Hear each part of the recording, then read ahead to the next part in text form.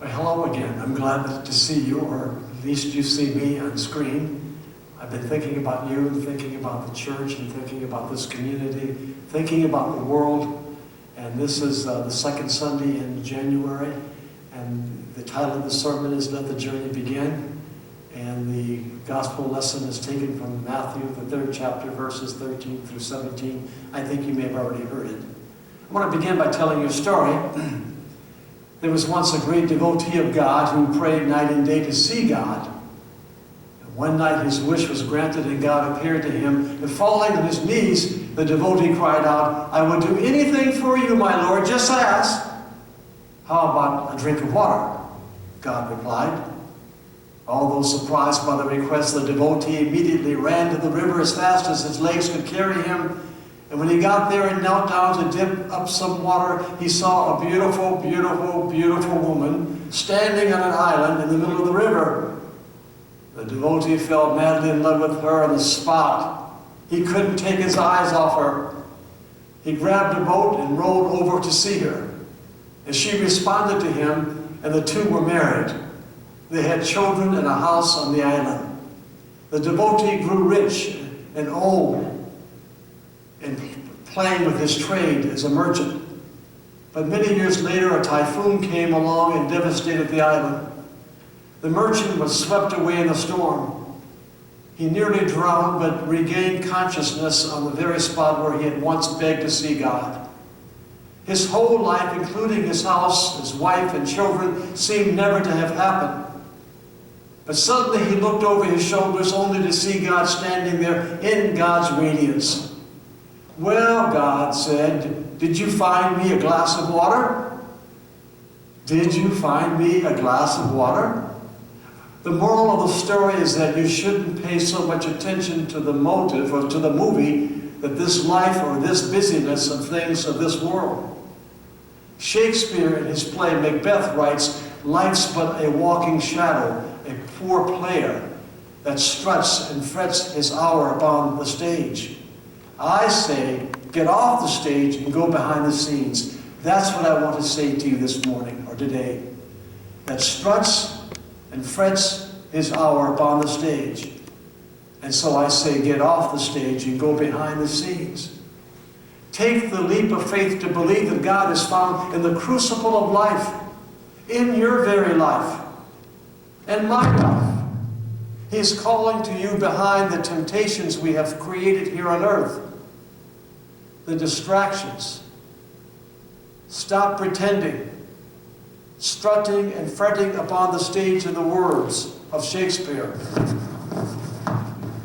Be real in the likeness of Christ, who invites us to follow him, to become like him while remaining uniquely ourselves. Is that so difficult? Only if we give in and give up. Only if we decide to act like the man in the story who lost sight of his original calling by God. Let's not become so distracted by the values of the world, by beauty that only lasts for a season. Let's not lose our way. First, let's take the journey that brings us in harmony with God's will for our lives.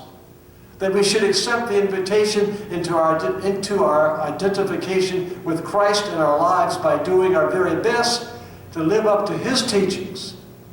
That's why we have baptism, to become more like the Master, to dare to believe in miracles when the world says there's no way that can happen.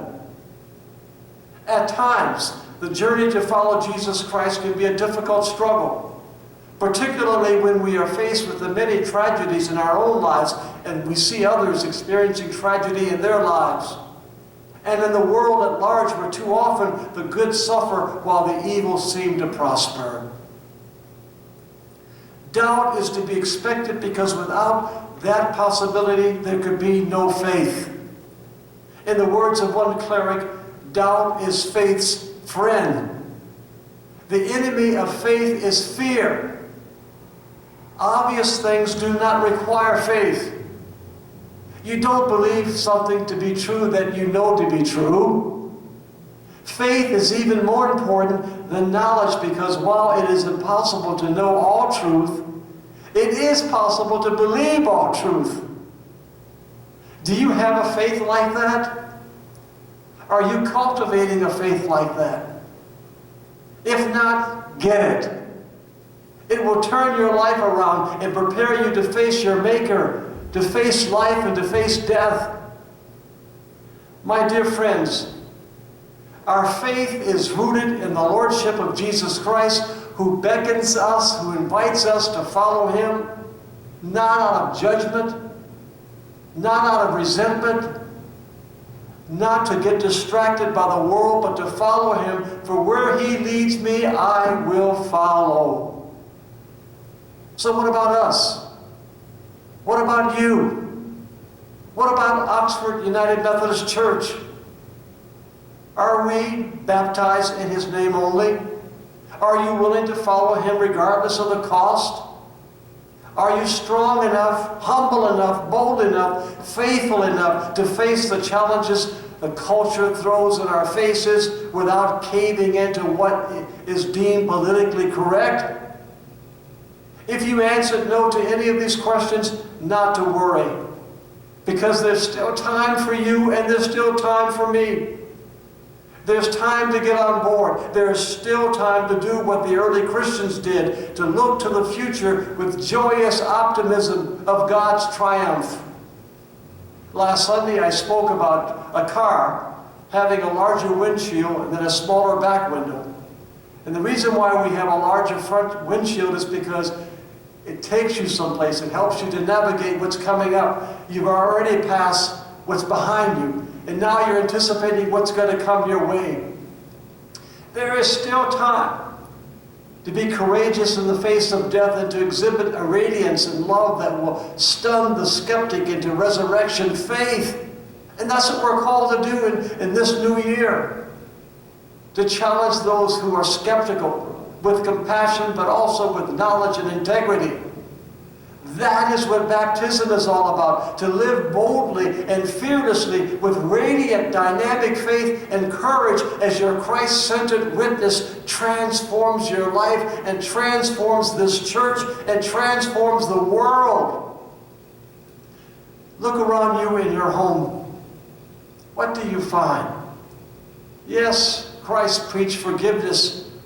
Yes, He preached the sanctity of human life.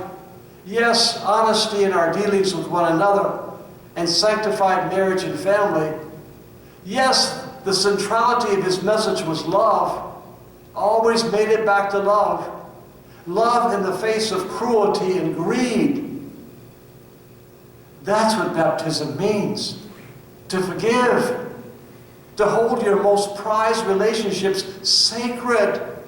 To tell the truth when you can. You got to work at it. I have to work at it. To live the truth and to love no matter how hard or difficult the journey may be. Sometime in the future I'll share with you some stories about people who claim to love me, but they really never did. Will you identify with Him? His life begins with each of us baptized to follow Him. Do not ask what your church can do for you. The days of passing off responsibility onto others are long gone, although some would wish it otherwise.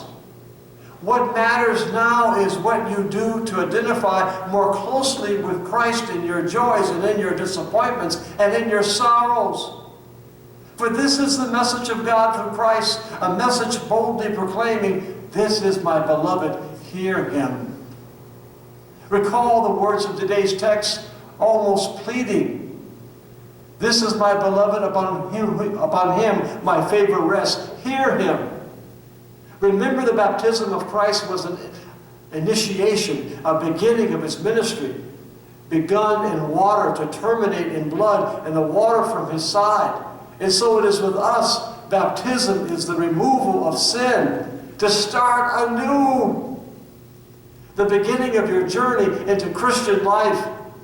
The opening chapters in the unwritten book of your lives as faithful followers of the Master. Yes, I know you can't predict how the journey will end. Neither can I.